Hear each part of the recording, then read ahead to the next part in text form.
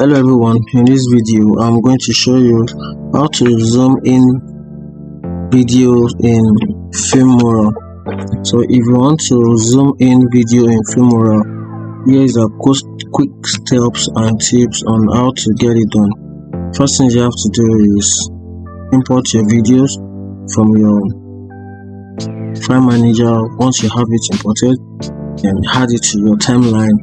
Once it is there, just tap on the video, then type in, moving your mouse to the central line where you want to zoom in.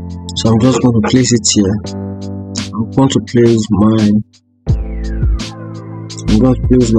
moving cursor. So once you place it here, then you move to, make sure you tap on the video, then tap on video, then click on classic, and right here you lock in the scale for the zoom level. Then you use the Y scale and the X scale to increase the zoom level. So I'm just going to increase the zoom level a little bit. So just going to increase, you can see that is for the X. Then I'm going to increase also, but even though they are both moving on the same frequency,